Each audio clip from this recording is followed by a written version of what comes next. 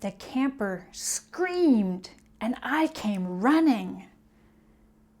I was in my early 20s and I was a summer camp counselor at a wildlife-themed summer camp. We had snakes and turtles and birds and all kinds of animals that we used for educational purposes. And at that time of my life, I wanted to be the best camp counselor ever.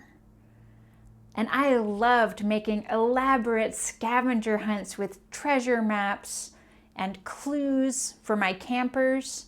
And I also loved teaching primitive skills like lighting fire with flint and steel, or even just rubbing sticks together.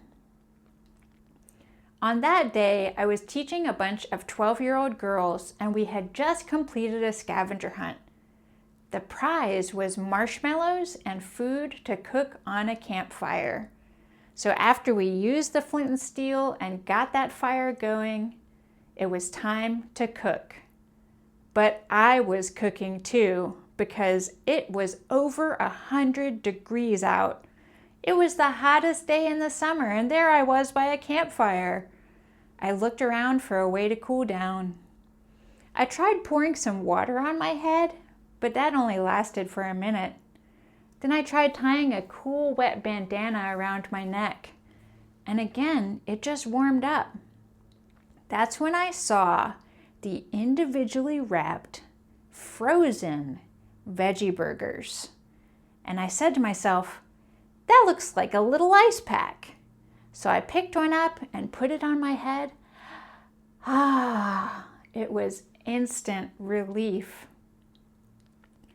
That's when I thought, I can't hold this with my hands because I was tending the fire. I had the brilliant idea to stick the veggie burger in the waistband of my pants. No hands.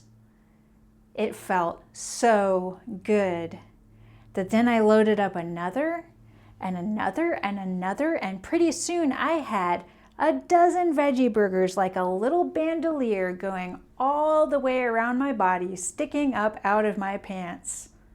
The girls thought it was hilarious, but I didn't care because I was keeping cool.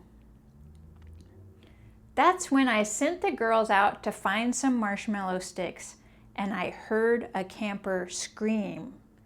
When I got there, I saw that one of the girls had been cutting a stick off a tree when her knife slipped and slit down her arm and gashed her arm open.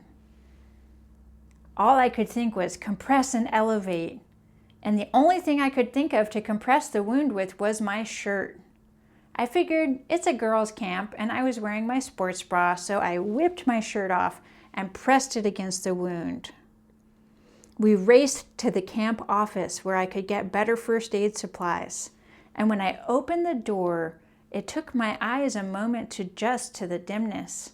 And I saw that there was an adult bird class going on right then. 12 strangers turned to stare at me. The camp director turned to stare at me.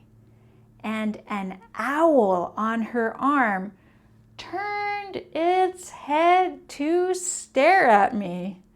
And it's when I was making eye contact with that owl that I realized I was holding a bloody child in my sports bra and that I had a dozen veggie burgers sticking up out of my pants. I was so embarrassed. I rushed through the room and I just said, coming through to get to the first aid supplies. I cleaned off the girl's arm and it turned out it was a superficial wound. So we bandaged it and she was going to be fine. My t-shirt, on the other hand, was a bloody mess. It looked like I had murdered someone. So I just balled it up and threw it away. I got myself a new shirt from the camp store because I figured I had earned it. Later that day, in my nice new shirt, eating a veggie burger by the campfire, I thought to myself that the life of the best camp counselor in the world wasn't always easy, but that I always had a great story at the end of the day.